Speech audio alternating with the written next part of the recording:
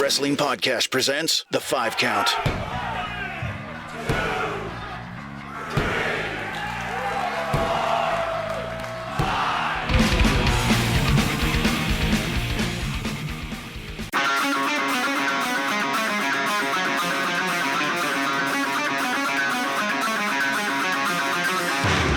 Pro wrestling talk from the four corners of parts unknown. This is That Wrestling Podcast. Welcome to That Wrestling Podcast. The good bad guys of wrestling podcasts are back, talking all things of the week that was in professional wrestling. Once again, it's three amigos. Jason is off, but Kevin is back. So they've tagged in. Joe, hot you had a hot tag. Joe, you had a good line right off camera there. Yeah, it's basically these two are like the Vin Diesel and The Rock of That Wrestling Podcast. They just refuse to be on camera together. It's a shame. I don't know what happened in this California adventure, but I think the feud is back. Well, let's get into that. Yeah, Kevin, it's kind of a funny twist as last week. Yeah. Jay was like, Kevin's not here. He was out here. We were with the family. I don't want to speak too much on it because, he's not here. And, he kind of alluded to some things. I don't know what he was really getting into there. But and he kept saying we're family. So I think he's the Vin Diesel of this group. Yeah. So take it away, Rock. What happened? But yeah, tell us about California, being at Casa de Jason and all everything. It was awesome. I'll say I will revolve everything around beer because I think every day That's a good trip. I drank at least a couple of beers. I won't go into too much detail on the majority of the reason why we went there, right? Forget the family. We don't need to talk about Disney, but it was my first time ever going to Disney. Fantastic. Brought some beers in coffee cups because you can't walk into downtown Disney with a beer. So we put it in the coffee cups in the morning. That was pretty cool. First time ever going to Disney. Anything in my life. Fantastic awesome. Time. But no, one of the highlights Jay mentioned last week, right? Who is he? He bought his dog, the dog toy at El Segundo. Such an amazing brewery. Yeah, so you're a fan, awesome, huh? so awesome. So I've had the Broken Skull IPA, never had the lager. It was fantastic. It was, I think, like 4.6%. It's low key, so you can have a couple of them. So we sat outside. I'll just kind of make you guys visualize, like it's kind of a longer building. You see the huge beer cookers, the tanks. Thank you. Yeah. I'm an idiot. Apparently I had too many beers tonight, which I wish I did. I just am tired. But no, it was such a cool brewery, when you can actually see the huge tanks, very long, skinny building outside, like, I don't know, 12 picnic tables. We just sat there for like 2 hours, shot the shit. Yeah. Jay, myself, my wife, and Brett. And then Jay's like, let's go get some food across the street. And I was like, well, I'm going to have another beer. Do you want one? He's like, Kev, I have to drive. Be a good influence. So see, I am good. the bad guy. You can call me Razor Ramon, but no, it was awesome. Beautiful house. Great time spending some one-on-one time because we see each other and talk to each other, text, phone sometimes week on here each week, but we don't actually get to see each other as much as we really want to. So that was one of the best parts about it. Did you, was there El Segundo Brewery merchandise besides the dog toy? Like, was there a shirt you could have bought or anything? Boston? Did you get anything or? Jay mentioned it last week. I got the one without sleeves. Oh, that's right. I actually really wanted, it was kind of like a thinner sweatshirt, but he turned the key, pulled out the drawer, and it was like an ugly t-shirt. And I was like, well, what's that one?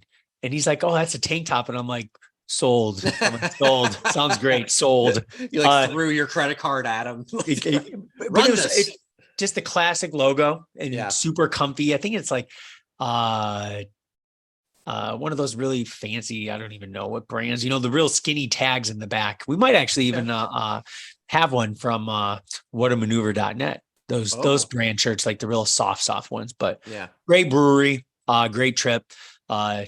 Came back and it's cold. So that's why my allergies are crazy and I can't breathe. Well, that happens. I'm glad it was a good trip. I still can't get over too that Steve Austin liked the tweet that was pretty cool. you guys put of like, you and Brett and Jay out there, like that's the man right there. So, and kid friendly. I love it when breweries are kid friendly. Like it was nice. Very, very cool. Awesome. Well, since Jay isn't here and you are here, and maybe don't sound so disappointed, Brian. Well, I'm just not disappointed, that you but are here. Maybe no. I mean, maybe next week, if the stars align, that we're all together, maybe we'll get the complete story of like Jason, Kevin, California. If there's any other like dirt and details that weren't shared by either party individual, it's kind of like I feel like I'm head of HR now. We're trying to get to the bottom of this because Jason alluded to some things. Like when we got arrested accidentally? Well, I don't know. No, to be determined. We'll cross that bridge when we get there, maybe next week. But until then, let's keep tradition alive with talking about our shirts with What Are You Wearing? What are you wearing? What are you wearing? What are you wearing today? What are you wearing? What are you wearing? What are you wearing today? All right, I will start things off. I think I mentioned this last week that I was able to find it. Yes, it was at the bottom of my laundry basket. Thanks again for trying to defend me on that one, Joe. I tried of that, but the Connor's Cure shirt, I did have it all along, so definitely had to pull that out. Even though Connor's Cure month is over, it's an amazing cause that WWE supports. So happy to wear this one for this week. Joe, I think that's a Nashville purchase. If I do, yes, it is. Yeah. Yes, this is a Nashville purchase. First time wearing it because Jason said buy new merch. Well, I'm like, you know what? Now I have a reason to buy this one.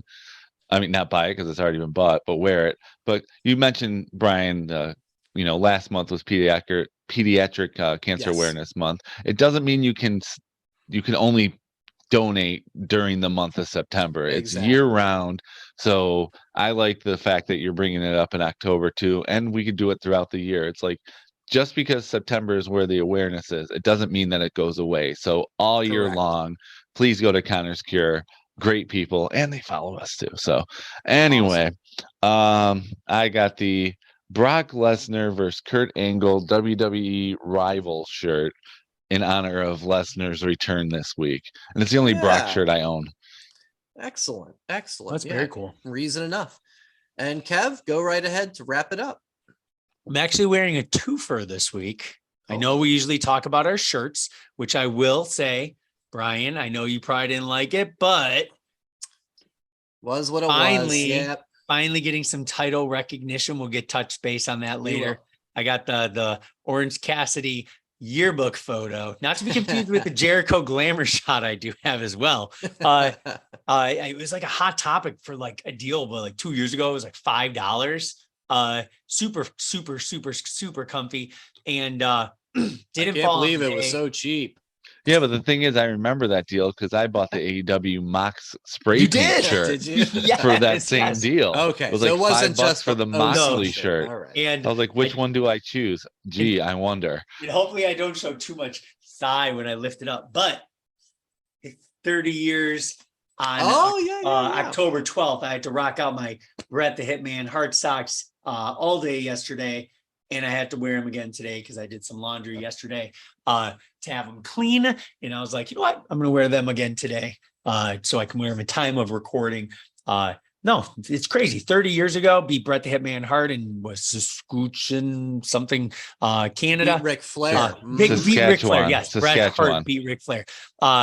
First world title. Like, and he still says that's like one of his favorite matches of all time. Such an honor, to beat Rick. For the title, so had to sport the socks. And if you guys wasn't it a year ago that he made That Wrestling Podcast debut?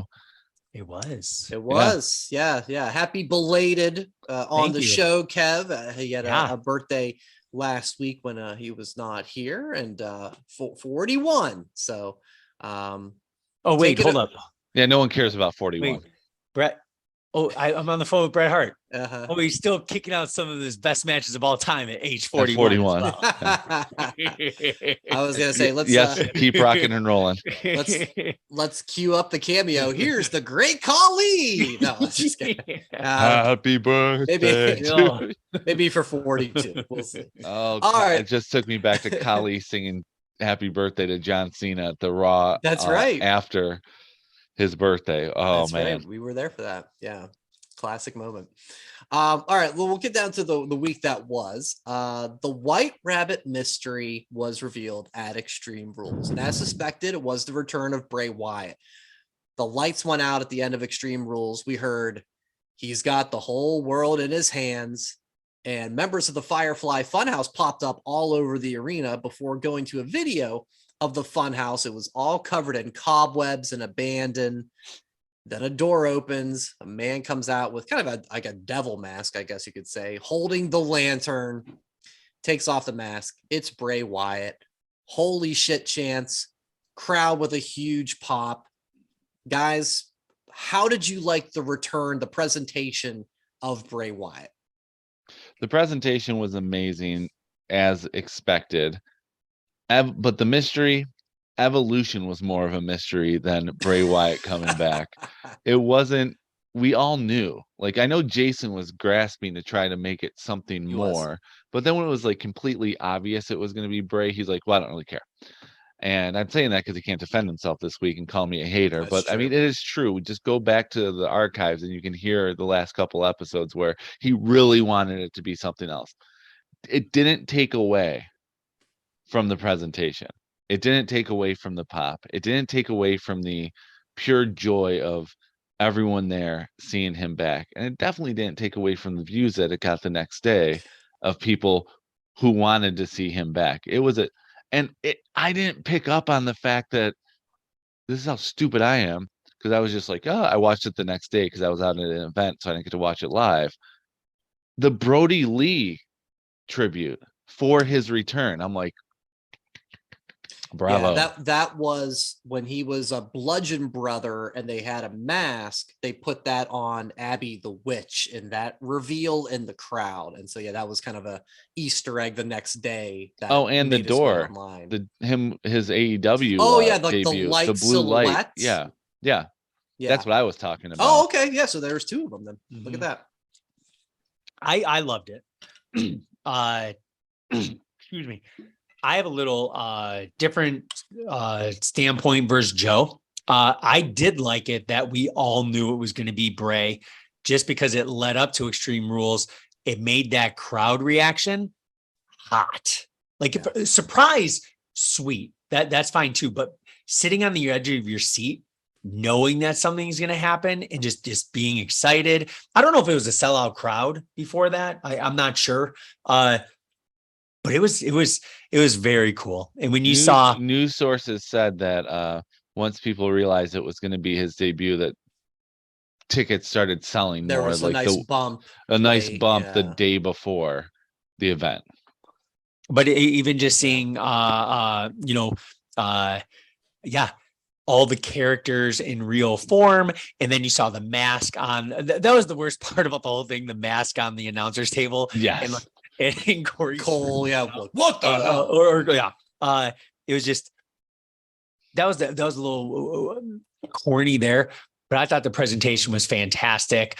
I was kind of bummed when it relayed to Monday night, when it was just a replay of it. We'll get into that in a second, but I loved it. I absolutely loved it because Triple H, it started with Cody, truly. And I understand at that point, Vince was still with WWE, but larger than life. And then everyone that's coming back, they're making larger than life. But Cody was a Vince signing. No, that's what I'm saying. Vince was still, but that was the start of like the, not just a return and a flash in the pan, like huge. Yes, Seth had to be, a stepping stone on that, but it's a huge, huge step. I'll be right back. Awesome. So the one thing I'd say I maybe could have done without was the characters in the crowd. I thought that was a little maybe cheesy. Now, unless they're part of his appearances moving forward. Maybe they're going to be actual wrestlers that they're like revealed or not, or like as maybe long they're as just part of, long as they're revealed and take off the mask, like quickly just being part of like, you know, right. the forgotten, like, you know, stars. Yeah. And it's not, because if not, they're reaching the Yeah. No, rosebud I don't want cat the territory. rambling rabbit costume to be like wrestling or whatever like that. Yeah. That's It's a Justin little, Gabriel again. right. Right. I don't need that. So, but like, yeah, the lights out, the whole world in his hands, the door. I love the abandoned funhouse. Oh, that cool when they showed the cobwebs and all the puppets just slumped over, and then the TV comes on. I mean, Dust everywhere. yeah, exactly. I love that visual. That was amazing. And then yeah, you know, it was just it was a deafening crowd. It was a hell of a pop.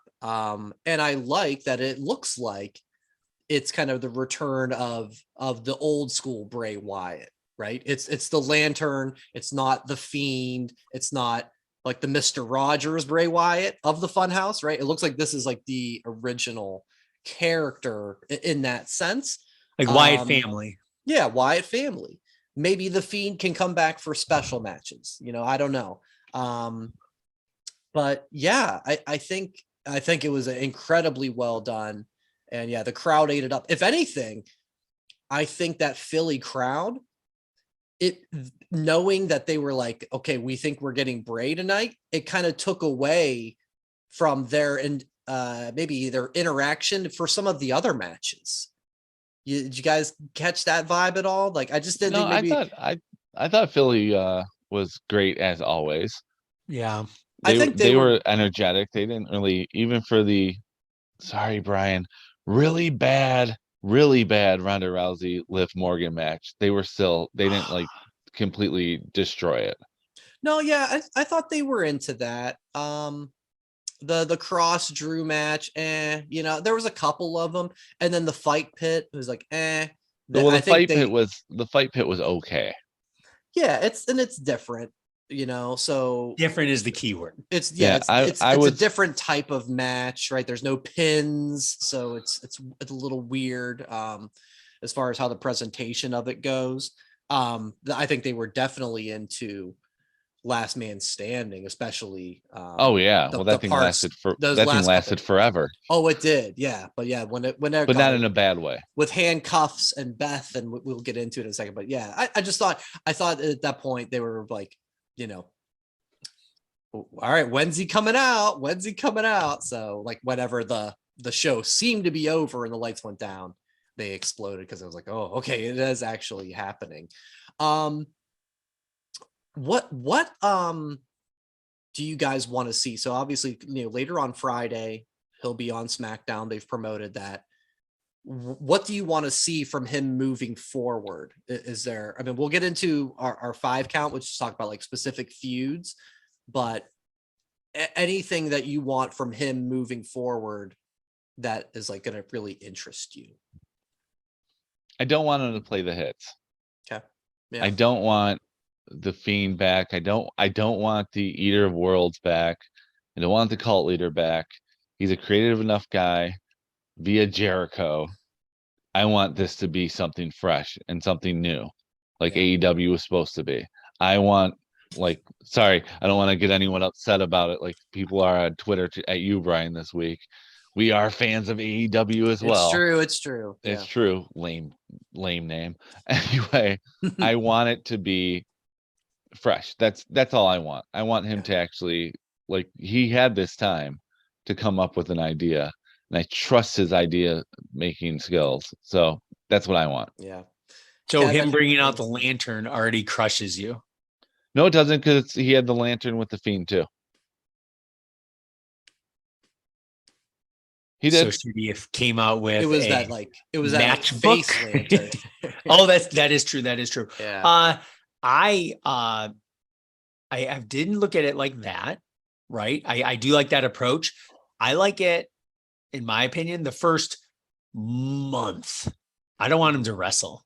Yes, thank you, Kevin. I just want him to come out and talk. If it's him standing in the ring being creepy, if it's a mix between some videos, him in the back, I don't care. All I want to hear is him talk. We know he's a great wrestler. I watch professional wrestling, I'll say 75% for the non-in-ring action, right? I love the promos. I love some, you get me to watch you with your words. That's just as good or not better than in the ring. That's what I want from him to start off 1 month. If he goes to the Royal Rumble and doesn't wrestle to the Rumble, that'd be awesome. But I for a minimum, until Survivor Series, whatever is in store for him, if he does wrestle there, all I want to hear is him talk each week on SmackDown, maybe even a Raw. I read that maybe he's going to be SmackDown affiliated. Rumor, who knows? I just want to see him on my TV talking. That's it. Yeah, that's where my head was too. I don't want him wrestling every week. He needs to be treated like a special attraction. Very much like The Undertaker for a lot of his career, where he would just show up, maybe do a promo, maybe be off the next week, maybe have a tag team match occasionally, that sort of thing. Or go on one-on-one with The Undertaker too. Thank you, Teddy Long. Yes, thank you, Teddy. Yes. But I love the videos, the QR codes. Those are fun, right? But keep him special. I don't want him in tag matches every single week and anything like that. Let's just, slow burn.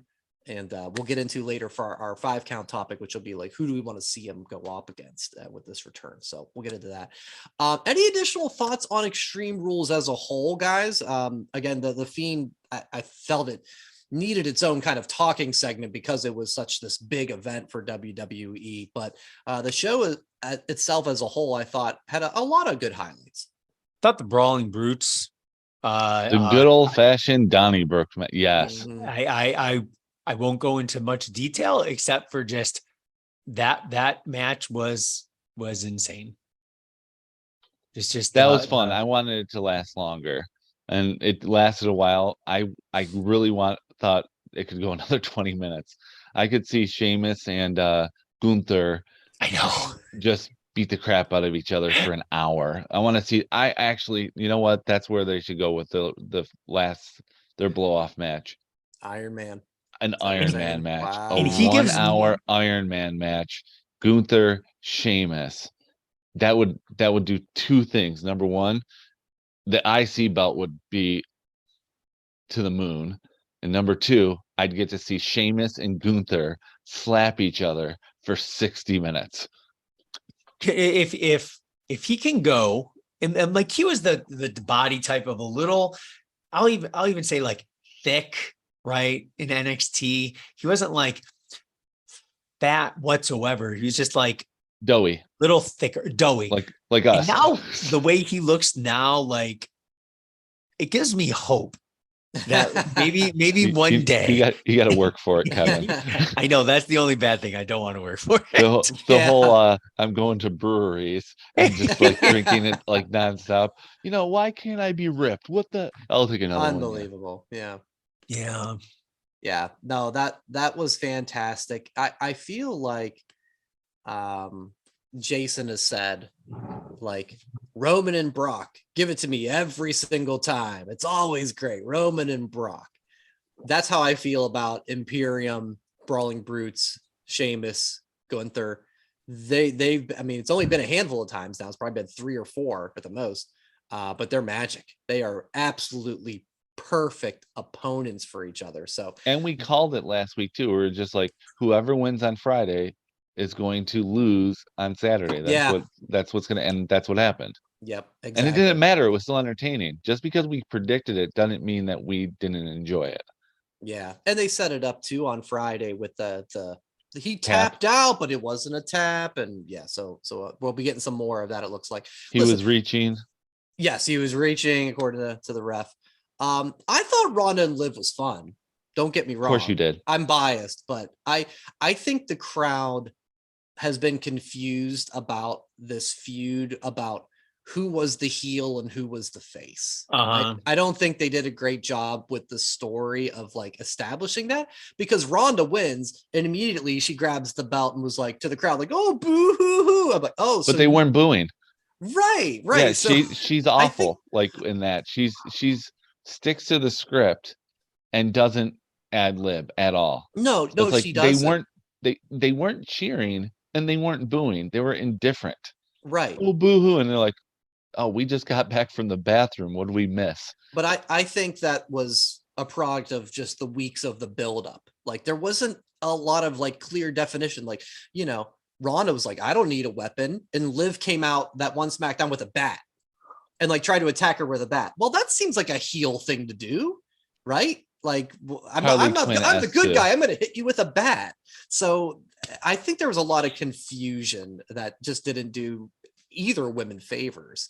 I didn't like the finish of Cross and Drew, the pepper spray in the middle of the ring. It's like, oh, okay, that seemed pretty cheap. Bianca and Bailey ladder match was a lot of fun. The KOD with the ladder. Wow, that was great. And the I Quit match was my favorite match. Shout out to Michael Cole, because he is just so he overdid it. I thought he overdid it with the Dominic thing. That's what I love, Joe. I love it. He hits Ray and he's like, Dominic, that's your damn father. What's wrong with you? It was JRS. It was. But when not Edge, in a good way. It's like he was doing a JR impersonation. I love it. Yeah. I love it because that hasn't been the guy that we've known for 20 plus years, that he's able to have this kind of ridiculous freedom. I laughed my head off when Edge kicked Dom in the nuts and Cole goes, good, you damn brat. Right. Like what JR would do. That's what, like, I thought Cole was overdoing it during that match. I love the match. Okay. I missed Pat McAfee. I really missed McAfee for that match. With Cole and Graves. Corey, right, for the whole thing. Yeah, I hear you. But I did like, we'll get to it later. I did like Wade Barrett on SmackDown. Yeah, we'll get into the new announcers and the changing. Maybe we can put when we do that, we can put a podium, like who gets your gold medal, silver. Yeah, I like that. We could do that. Guys, and I don't have the list in front of me because there probably is no such thing, but that Rhea Ripley concerto to Beth, whoa. I thought that was one of the best concertos I've ever seen. I thought it was pretty good. And her saying, you taught us too well. Yes. So it kept the story and the armband on Monday night. Mm-hmm. Yeah. And happy birthday to Rhea, 26. It was her birthday this week? Nah, she's old. Nice. Yeah, no, I went, holy shit, that was brutal. So yeah, all around a good show. And of course, capped off by Bray returning. It was a better show than it had any right to be, with with really no big championship matches. It was just the two women's title matches, and everything else was just feuds. Not one men's championship title was defended at a pay-per-view. Yep. No, I don't know when has that ever happened. That's a great question, Joe. Go to the archives, That's a Kevin. Great question. Has that ever happened on any pay-per-view premium live event that not one men's title was defended? I would would probably bet, like back in the day Survivor Series when it was just straight 4-on-4s. Okay. Yeah. But so you're going back to 1988. Yeah. Other than that specialized type event. But that means no Intercontinental Championship. No, anything. No anything. tag team, not because they were all Survivor Series title. matches. Yeah, that might be the one. That's a great question. You know what? Maybe those first like King of the Rings. Oh, right? When it was legit, because it was like the tournament. Win 3. But that wasn't the first King of the Rings were on USA. It was the pay-per-views. I mean, but when it was when it became a pay-per-view, that was like early 90s, maybe late 90s, like not late 90s, like early to mid 90s. So that's an archive. It would just be the tournament. Yeah. So I mean, that's again 30 years. It's still 30 years. Yeah. It's crazy. Wow. But awesome. And the thing is, I think only Triple H could pull that off, where you're telling good enough stories that you don't realize it until afterwards going, wow, no titles were defended except for the women's. Well, and it's a great question. Yeah, that's a great point. And we said it on last week's show. We record, of course, before SmackDown on Friday. We're like, it's 6 matches. That's it.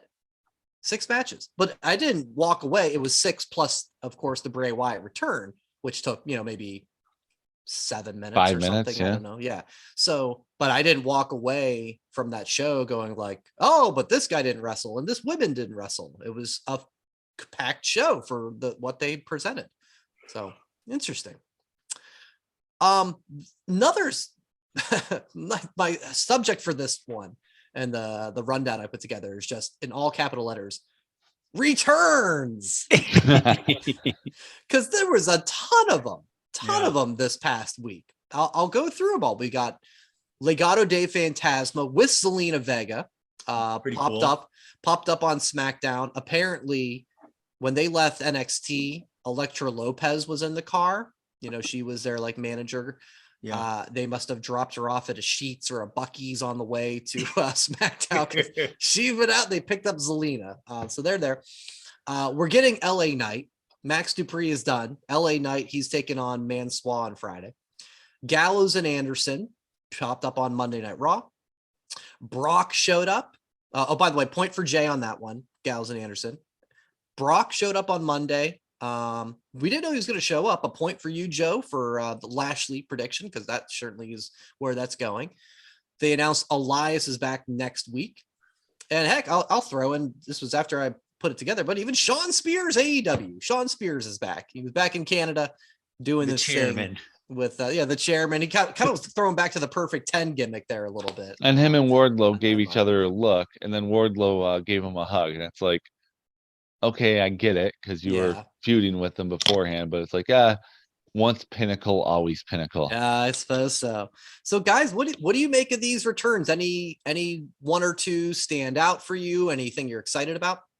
The best part of LA Knight's return was Wade Barrett's announcing of it. Oh God, that was good. I knew it was him. That was funny. It's like Wade was like, I had a feeling, I didn't want to say it because I don't want to sound stupid. But LA Knight's, I mean, he never left, but he's back to his old gimmick. Okay, good. The returns, it makes it seem fresh. It makes it seem new, even though it's just a bunch of people we haven't seen in a while. Right. I was surprised Gallows and Anderson came back so soon. I thought it would be another couple weeks, but when AJ went on his knee and like vowed to them, my wife was still up at the time when we were watching it. And I'm like, Gallows and Anderson are going to come out. She's like, well, didn't they get fired?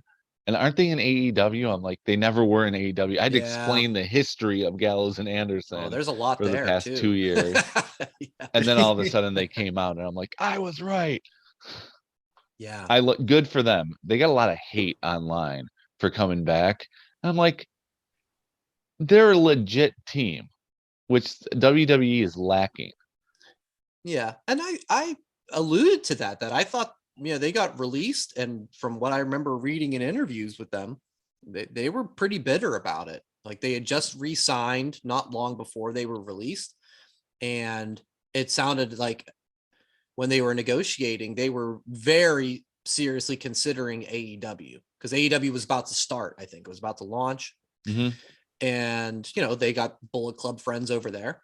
And Triple H kind of pulled a like, I'd hate to see you go to this company that you don't even know if they're going to be in business in a year.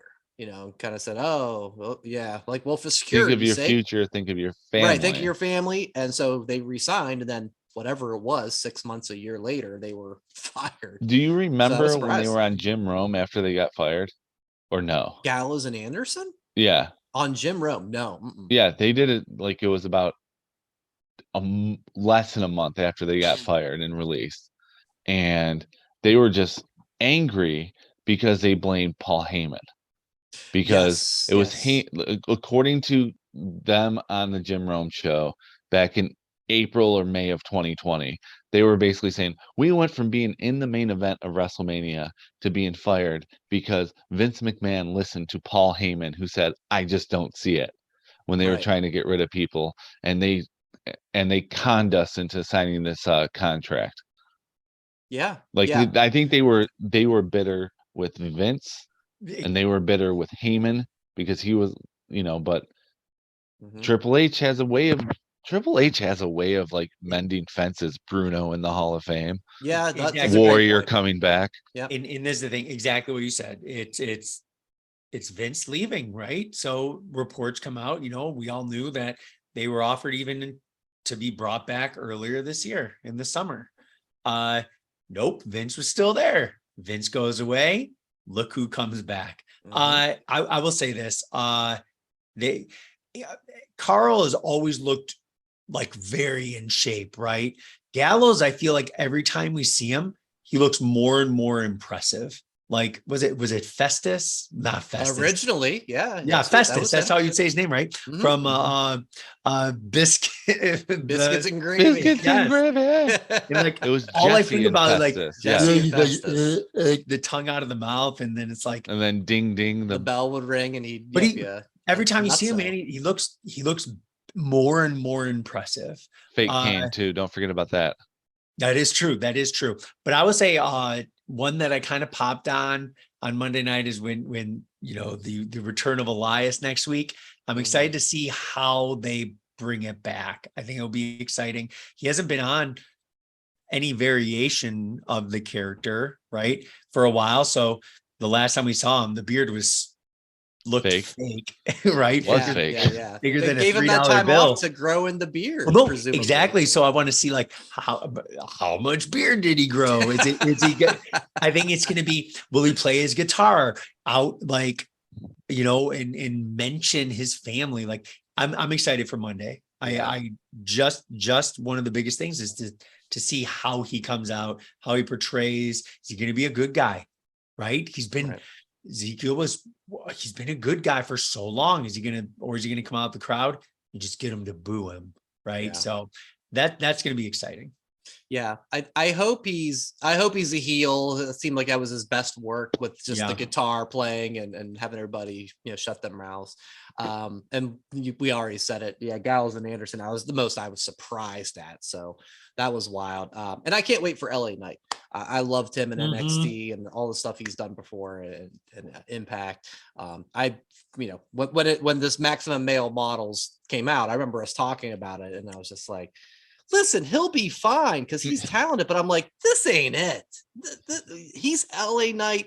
Let him do his thing and be a star. So it looks like he's getting that chance. So I'm Did you see what T-Bar put on Twitter? Yes. What was that though, Joe? It was if someone asks you to be in a faction, punch them in the face. Something along those lines. Yeah, it was a retribution dig, and like Massey replied, well, wasn't it your idea? He's like, yes. Yeah. That was a good callback there. Jason still thinks it's going to work out, so good luck with that. Long-term storytelling, I guess. Yes. Yeah.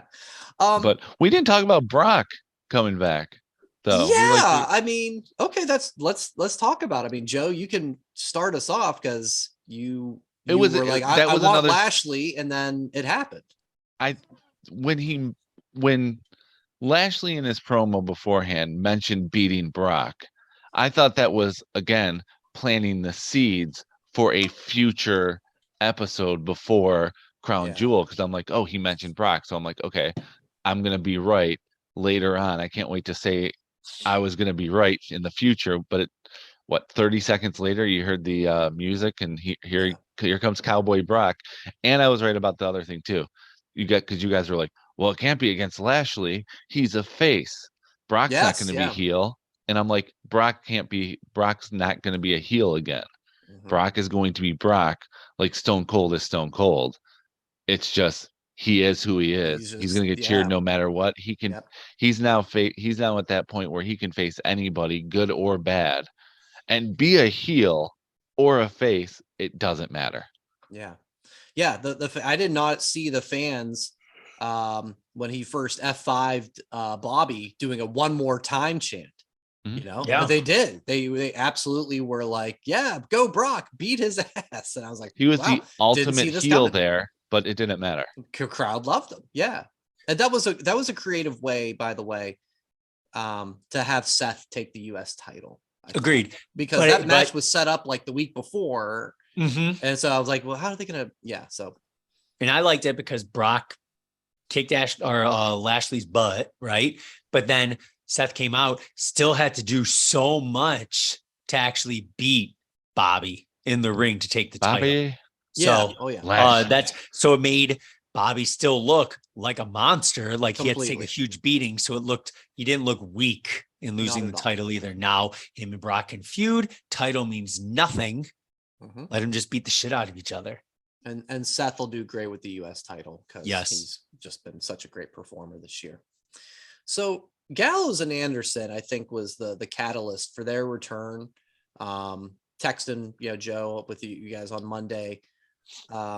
Is WWE about to have as we like to say on the show, sign more guys problem? So here's, tell me if I've missed one, but Triple H, since he's been back, basically beginning of August, he brought back Hit Row, Johnny Gargano, Candice LeRae, Bray, Braun Strowman, Gallows and Anderson, Dakota Kai, Karrion Kross and Scarlett, and Dexter Loomis.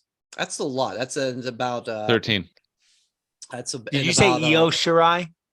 I didn't, but she was, in NXT. She never left. Right? She never left. She was kind of off the radar for a minute. But these are like literally, they weren't in the company.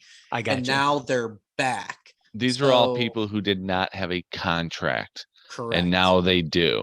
Correct. So 13 signings in a span of 3 months. 3 months. That's quite a lot. And I want to get your guys' thoughts. Are we at the point where, hey, we can bring some more? Maybe we're at enough, or too many already?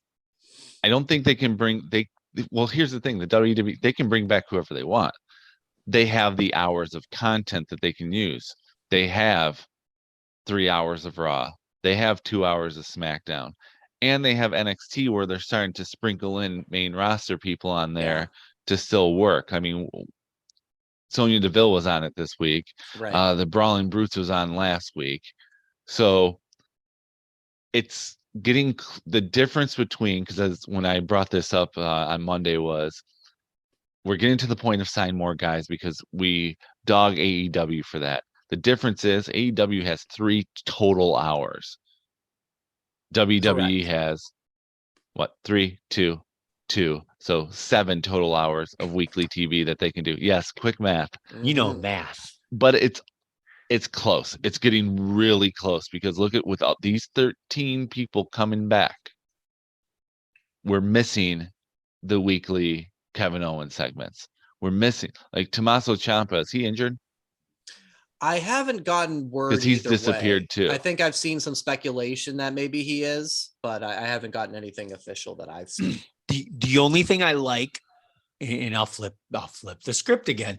I like it because maybe with the amount of guys, they can spend more time at home, right? They don't have to be on the road 300 days a week. Oh, you're going to do all these live shows. Hey,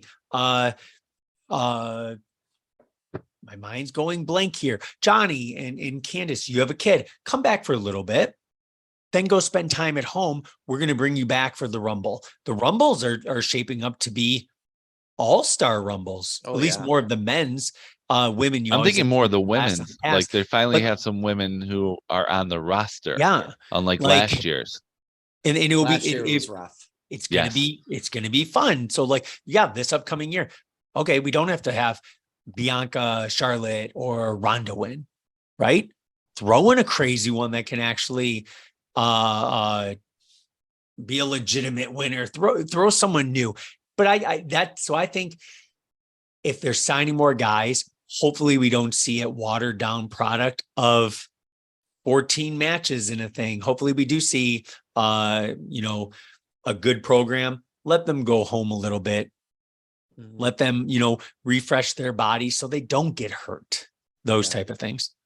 I think they're kind of at that point now. Like the Gallows and Anderson one, I get it. That surprised me. And that I think was a good catalyst for me to go, wow, that has been a lot. So I think they're for me, they're like kind of, all right, let's let's put a pause on this. I think the only one that I'd be like, yeah, if you can do it right away. There's been rumors that it is a done deal, but they haven't had it yet. Would be Sasha Banks and Naomi. You know, if you want to bring them in, help to booster the women's. I mean, we had this women's tag title tournament, and after Raquel and Aaliyah won, they defended it once against Io and Dakota, and they lost it. And I don't think control. Yes, and they haven't defended it at all, right? So there's still some work to be done with this tag division. We forgot one that's basically they haven't said she's back, but she's back. Sarah Logan. Yeah, but I hear she's managing. Yeah, it sounds but like she's still back. Part of that is true. So she'll be in the Rumble. That would be 14. Yeah. Oh, that is true. That is true. Yeah, and I think that's okay because if we're counting Scarlett, she manages and she was in there. So yeah, I guess because she's being added to an established team, right, with the Viking Raiders. So like that one doesn't feel quite as like, oh no, not her. Because they haven't announced it yet. She's just had the back of her head. Yeah, she was voicing a little promo on SmackDown. I saw that. So yeah, something to keep an eye on. Because I think it's getting pretty close. It's getting close. And I like Sasha and Naomi. I'm sorry, I'm a minority here. I couldn't care less if they come back. Wow. Okay. See, I'm half. They walked out. Give me Sasha all day long. Yeah. No, couldn't care less if they come back, because what are they going to do? Come back and reestablish the tag belts that aren't going to do anything anyway? Well, that's where I would go first and see if they can prove us wrong.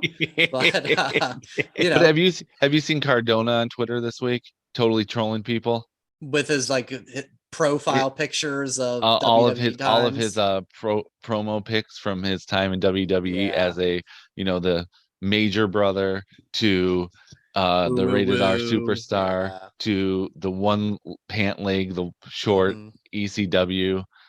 Like and then him and Chelsea with the tag championship. It's like he was doing it like every hour, and I'm like, what a troll. Yeah, I love it. Perfect. And exactly. I love it too. Ticking Jason off too. Well, and that's I think that was part of not the discussion from Monday, but that I did see was that Twitter account Wrestle Votes that I've referenced before on the show that kind of says like, this is something backstage, but it's not like spoilers. It's kind of like what they're thinking. And yeah, they did a post. I don't know if you saw this, and it's probably what spurred Matt to do that. That was like, I hear they're not done with returns and they're seriously interested in bringing back Chelsea Green. And I kind of went, really? Like they need more women. She's fine. But I'm like, yeah, for me that's when the novelty is worn off. Like that's not that big of a deal. Sasha to me would be a big deal. Naomi a little less so, but because they left as a team, still better than Chelsea Green. Yes, I think we're in agreement there. So who knows? But maybe her and Matt Cardona will come in as a package deal. Who knows? So on Monday, it was a big night for me and for you, Joe. Because of last week's show, the DX reunion, the 25 years, and we had a spirited debate on the lack of Billy Gunn in the episode, and would the Brooklyn crowd come through for me, 6-pack on the line, and do the "Scissor Me, Daddy" ass chant. I have watched the footage, Joe. I watched it again. I even pulled up a YouTube in the crowd clip from the front row, hoping that maybe Raw's editing team would drown out chants. And I'm an honest guy, Joe. I didn't hear it. No, they didn't. 6-pack for you. I won't lie. I did think about editing in the clip and putting it on the show this week just to see they did it. I would have taken the AEW audio and spliced it in with the crowd, but I thought the only time Billy Gunn's name was chanted is when Road Dogg said the Road Dogg Jesse James, and then put the hand, and that was it. Did you catch what Shawn Michaels did during that exact same moment? Okay. He did exactly. The Road Dogg Jesse James, stick out the microphone, Sean is right next to Road Dogg going like this. I did not see that, Yes. and the crowd didn't see it because I'm sorry, the Acclaimed is not crossover. They're not. They are AEW crowd only. Megastars for AEW. AEW crowd only. So and with the new, I have a feeling it's going to start to die down with this new feud that they're doing, with where they can't say their line. It's like, why? Oh yeah. Well, that came out of Dynamite on Wednesday with the trademark. So for everyone keeping track at home, yeah, Brian owes Joe a 6-pack. correct. Joe owes Jay a 6-pack. I tried to pay him and I'm just saying, but you still owe him a 6-pack. I know I do. Me and Brian each owe each other a 6-pack for the mega flight. Right. Jay is the only one who doesn't owe someone beer in this group. And eventually at the end of the picks, somebody's gonna have a 6-pack unless the kids tie. And then a double. Oh shit! Then we're good. So more is double coming. Mega flight. Yeah, more is coming. I am finding the clip and I'll show it to you after the fact. You were trying even on, right afterwards. It's like, oh, here's a tweet from someone that says, they were chanting it. They weren't. I was clinging on to hope. But nevertheless, I will gladly pay up. But what did you guys think of this segment? Because it was short. It was very short. It closed the show, and it didn't have any sort of angle to it. There was no current wrestlers coming out, anything. It was literally DX come out on the Jeep that you invaded WCW on. You mean the tank? Yes, the tank. Yes, play the hits, and thanks for coming to Monday Night Raw. What'd you guys think? I thought I personally loved it. The beginning of the show, a little comedic factor, with in Gorilla panning over, seeing Triple H, to being the guy behind the screen. And at the end, it was fun. Pure smiles the entire time. I did like it. Shout out to China. That was nice. I thought that was always classy to throw a shout out to China. I just loved it.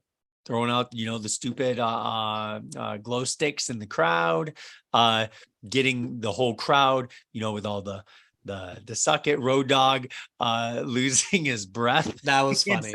And dude saying, "Well, I didn't get a break." Yeah, with Triple H, like, gotta catch my breath here.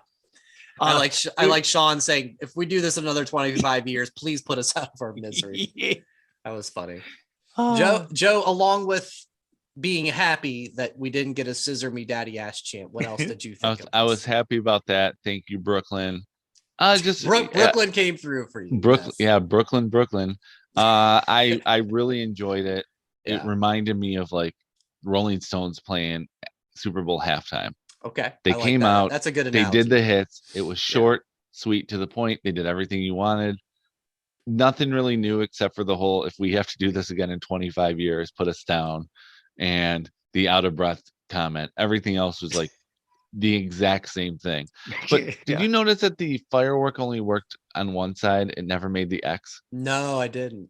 It was only like it didn't shoot off both fireworks. I think that was a botch. But like, oh, wait, I'm not allowed to say that. I'm not in the business. It was a mistake on live television. Subtle, but either way, it didn't take away from anything. It was Rolling Stones playing Super Bowl halftime. They played a little bit of their hits. Everyone loved it. No harm, no foul. Yeah. I think that's fine. I wondered if, because it seemed that it was going on so late in the show, and Raw doesn't really do like the long overrun like it used to, where like they may not end till 11:09 or something. Silk Stockings is next. Yeah. They don't do. They're usually like 11:01. They are done. I was like, boy, this is going to be quick. So I didn't know if the story was going to come out like, oh, they had to cut this part out where Chad Gable and Otis were going to come down and say "shoosh DX," but that never has come out. So it sounds like that would have been pretty fun, right, Kev? Come on, it would have. Well, one thing I thought was pretty funny when everyone was cheering and Sean was like, a lot of you weren't even born when we first came out or something like that. That had me going too. Yeah, no, that was good. So, Kev, I liked your idea from earlier. We'll give a gold, a silver, and a bronze. We had the 3 announcer shakeup, if you will. We had Wade Barrett on SmackDown, Kevin Patrick from backstage on Raw to the main play-by-play guy, and Booker T on NXT. I'll go first. I like this idea, Kev. I'll go Wade with the gold. He just was pretty seamless, I thought, for the most part. And like you said, Joe, with that line, or Kevin, you did with that line, I think about I knew that was LA Knight. It was me. That was you, Joe. Sorry. That was great. But yeah, so I thought he seemed seamless, happy with that. Full transparency, didn't watch a lot of NXT, but he gets the silver medal just because literally Vic Joseph introduces him, and the first words out of Booker T's mouth are "shucky ducky quack quack." Play the hits, Booker T. You get the silver medal. And Kevin Patrick, listen, if we all were judged on our first day of work, none of us would have jobs. I didn't think he was bad, but I didn't feel he was very comfortable. And I thought Corey had to really help him, which he needed to because he's the veteran of the team there. Just something I'm keeping an eye on. I'm not, again, not worried, not dogging the guy. But he didn't blow me out of the water. I'll go next. So I thought Wade, gold medalist. If the podium had to be a little bit higher on the gold and lower on the other ones, I think he's going to be phenomenal. He already is. He did great work in NXT. What were you going to say? And speaking of which, remember when he had the bad news and he had that crane? He would take that for the gold medal. He'd be up there with his gavel. He like should 20 feet above everybody. I'll say Kevin Silver, just because I feel that he has the most room to improve. Fair. I will say I'm totally in agreement with you where Corey gave him a lot of softballs, and I don't know how it's going to play if with Kevin's definitely going to be a good guy, right? Oh, and yeah. You can't have Corey slamming him like would do Saxton anytime soon, because it would Saxton played that perfectly, right? But Corey's going to have to hold a lot of hands. He sounded very natural when he was getting in the groove, but then he sounded so unnatural when he would kind of like hit a little hiccup or like the toe hit the hurdle if you're a runner. But I feel like he has a lot of room for improvement, but I feel like he could be very well, or he could do very well in the long term. And the only reason I put Booker T, we knew exactly what we were going to get from Booker, and that's exactly what we got from Booker. Yeah. So like, if I had to say gold medal for what we expected, Booker all day long. Okay. But Wade, I would say was gold, and there was a long way between silver and bronze, but it could switch ups. I think they all worked. Okay. Joe? Wade Barrett, gold medal by far. Yeah. Because another reason is because he has the most experience too.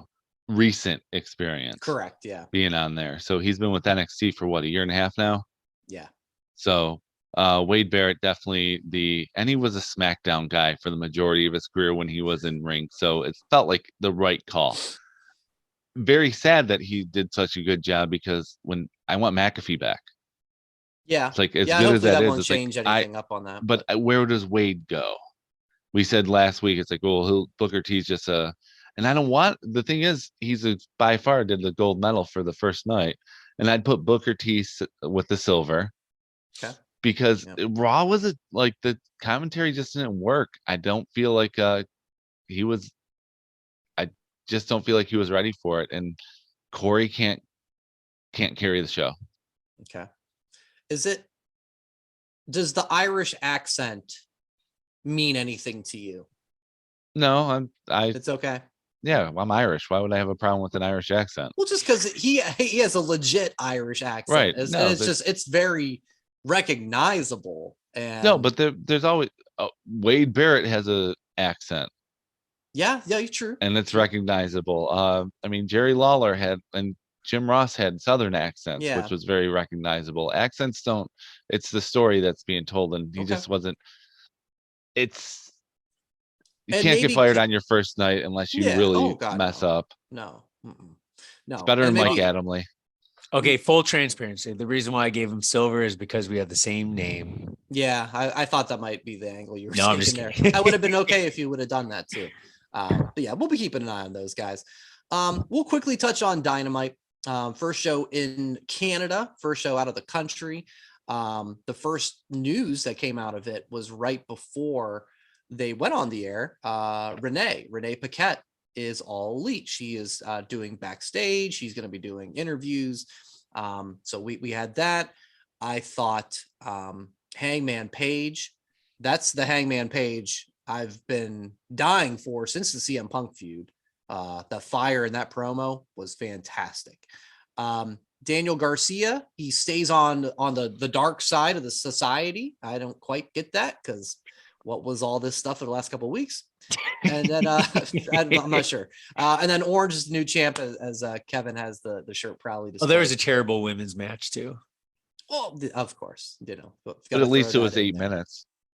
Was it? Yeah, at least it was 8 minutes of no bad Paige match. though, no Saraya, right? She wasn't there to set it up or anything, was she? Did I miss that? I know, and I thought it was her house too. Weird. Yeah, well, uninvited guests maybe.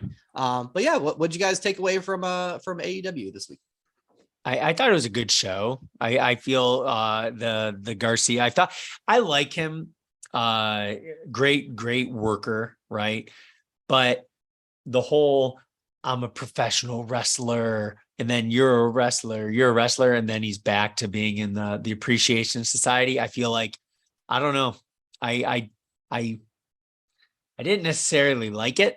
Yeah. I'd rather see him be something else. I don't know, but he is so cocky. That's the thing. He doesn't have much personality. Exactly. And when he tries to talk, it's bad. But like at the end, when he was just like, holding his belt or something, like, and then you had the 2.0 guys or whatever the hell they're called now, like annoying the hell on each side. It's just like, oh gosh, just stop being annoying. But I thought Orange match was very fun. Danhausen threw a little bit of shenanigans in it. I thought it was good. I thought the confetti at the end, the celebration of him just literally 3 years, one of the most over guys.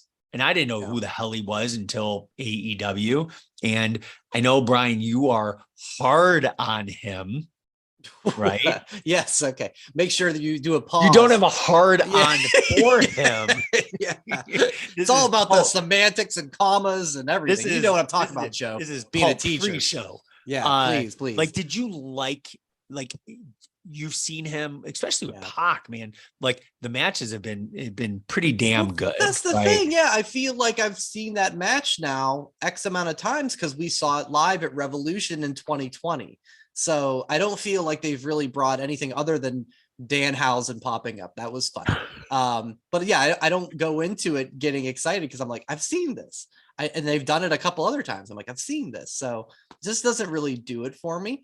And I told you, I had a little prediction of my own because they were in Canada and Kenny Omega is Canadian, that I thought, oh, we're going to get a big first show in Canada, that there's going to be like a run-in from Kenny and the Bucks. They're going to get a huge pop there and maybe save Orange Cassidy and try to reclaim the trios titles from the Death Triangle. So that didn't happen. I was wrong on that. So, but yeah, big night. They gave him orange confetti because his name is Orange. I see what they did there. That's good. I'd like to rewind to earlier in the show. So let's rewind back. When Brian, you said we've seen Gunther and Sheamus numerous times. I want to keep seeing it. We've seen Brock and Roman numerous times. I want to keep seeing it. And now, okay, let's fast forward to right now. I see. Yeah. We've seen Pac and Orange Cassidy, and it's like, we've seen this match before. I don't need to see it again. What's the difference? I think the Is difference it because it's Orange Cassidy? I think that's it. Okay. Yeah, I just think that's it. That it's like he does what he does. He does it really well. It's unique. I give him that. It's just not my thing. And so, when Orange, it was a while ago, but I remember he went up against Wardlow, and it was like, oh, okay, let's see this dynamic.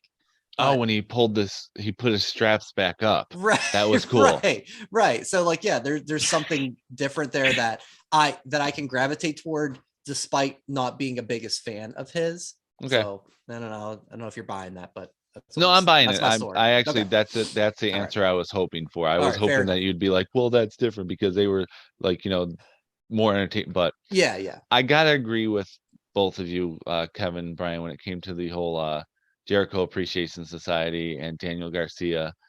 It's because Garcia is as interesting as a wet rag, and when it comes to personality, he has none. Whenever he's on the mic or does his like sad boy look when it's like, I can't decide who and you can't control me, it wasn't working. The crowd wasn't into it. So it reminded me of when Jey Uso first started fighting Roman, and then all of a sudden he was a right-hand man. Mm-hmm. Jimmy comes back and's like, hey, what are you doing? And he's defending with Roman like the next week. It was just a matter of, we tried it didn't work. It's better off this way. I think they made the right call to pull the plug on it because they can get more longevity of having the sports entertainers have the Ring of Honor championships. Yeah, that part I do get now that Jericho's champ as well. So I get that staying in the family. But yeah, that's one of those, please put the logic aside, because the week before they were beating up each other. And no Sammy. No Sammy. No. Yeah. So it's just, that's like one of those. All right, put that away. Put that logic away. This isn't and I know you guys, I'm sure have thoughts on this, but this isn't Draymond Green punching Jordan Poole, and we're teammates. Oh man. Whoa. Draymond can throw a punch, guys. That video took me a gas. I was like, oh my God, he clocked him. Go Green. Go Green. Where did Jordan Poole go to Michigan too? Yeah. Holy shit. It's real. The rivalry is strong. It never dies. God damn. But if there were any Ohio State players in the NBA, they both would have teamed up and just beat them down. Where's Evan Turner and Greg Oden? Oh my God. It's go time, Oden. Damn. I didn't even put that 2 and 2 together until just now. Old feuds die hard, friends. All right. Let's get to this week's 5 count. Of course, we talked earlier about the big Bray Wyatt return. Let's see what we have for what we want to see for Bray Wyatt matchups. That Wrestling Podcast presents the 5 count.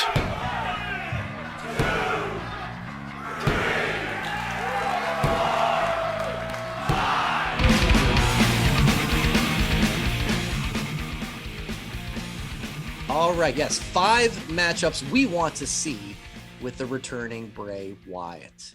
Who would like to go first? I'll go. All right, because I'm going to make mine quick. I'm not going to go into much explanation for it. My criteria was matches I don't think I've seen, because he was just let go and he's feuded with almost everyone. So number 5, Brock Lesnar. They'll both be over. It doesn't matter. Number 4, I want to see Tommaso Ciampa. I think that would be interesting. The mind games. Number 3, AJ Styles. Ooh, they didn't do anything? I don't think they ever did in any way. And if they did, I don't remember it. All right, I'll look that up. So I'm going to go with AJ. Number 2, Kevin Owens. Okay, so they did. They did win. It was during the Thunderdome, because I was considering him too, Joe, and I looked it up, and it was like, yeah, it was like the Funhouse version and Kevin Owens and what was in the Thunderdome is probably left out of our memories. So okay, I'll give you a little pass on that one. All right, and number 1, Sami Zayn. No, that's fantastic. I like number that. 1, Sami Zayn. I want Sami to feud with everybody.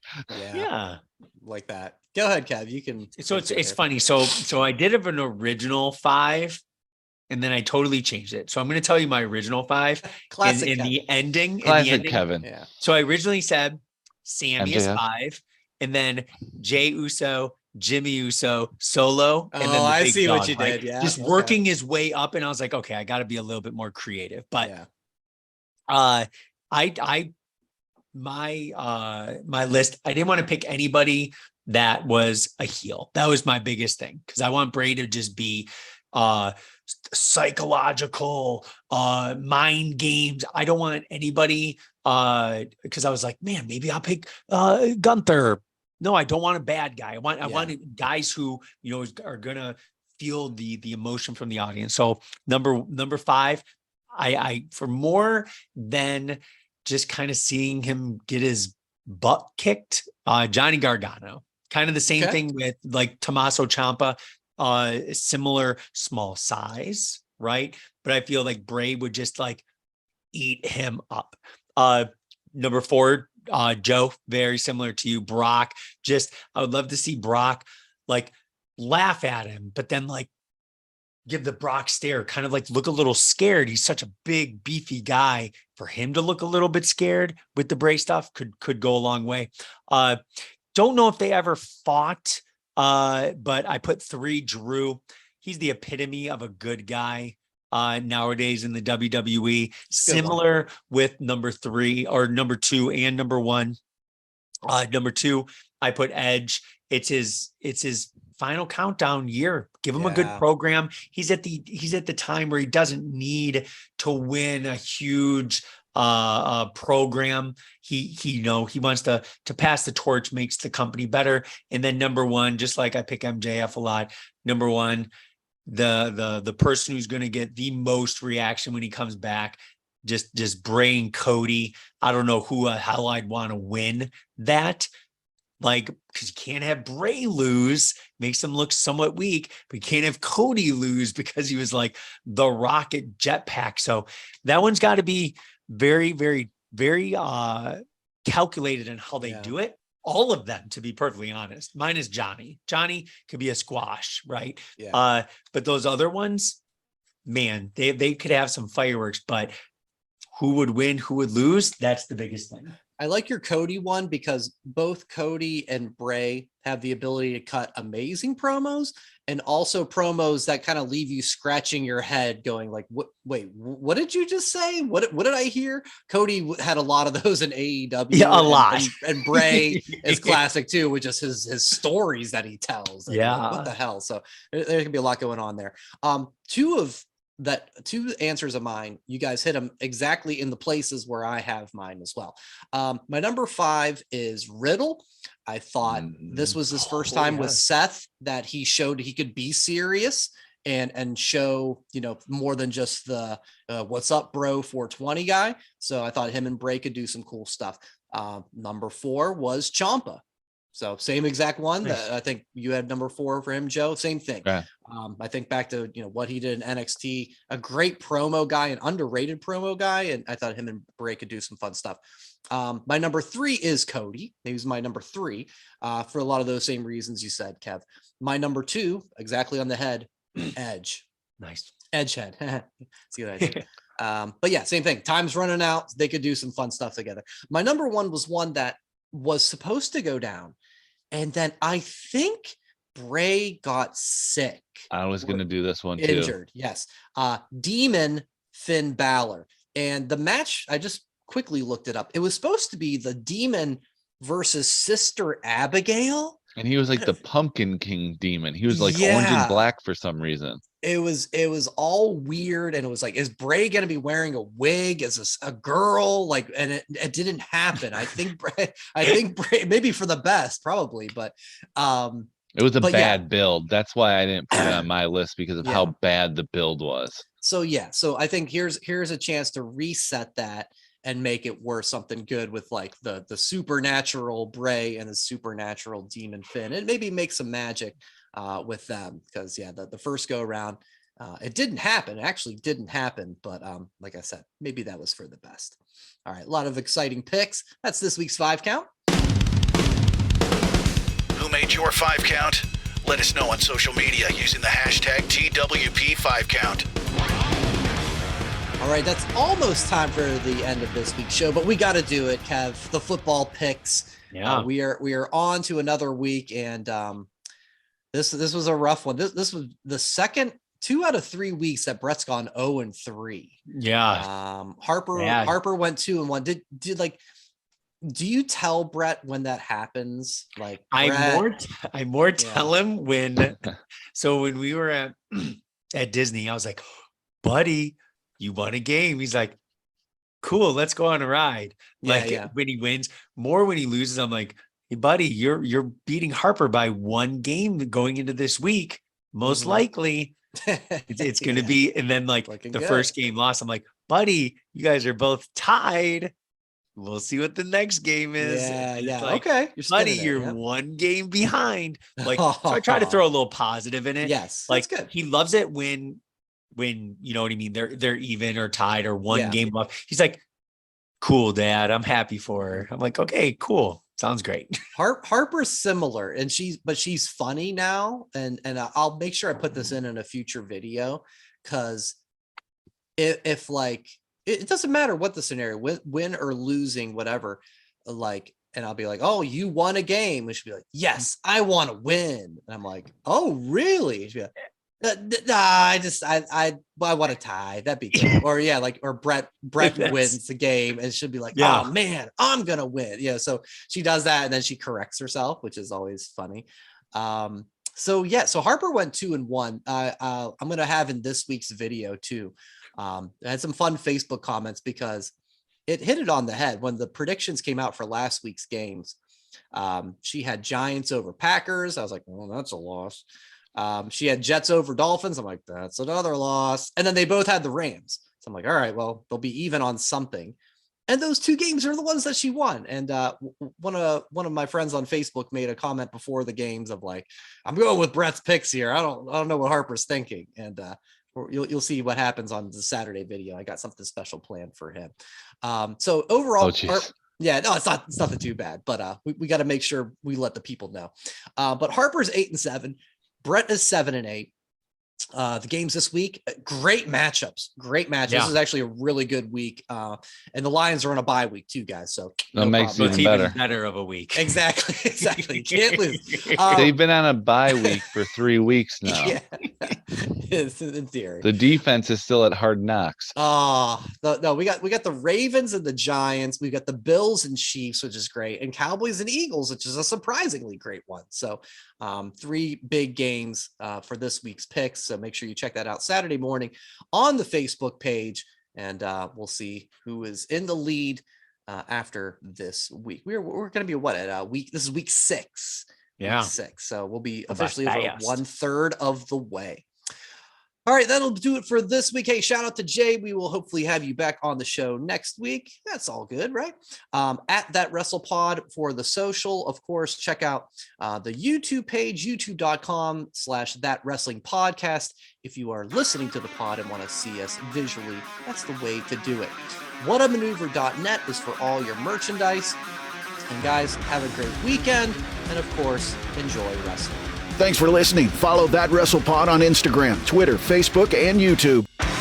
1, 2, 3, that's it!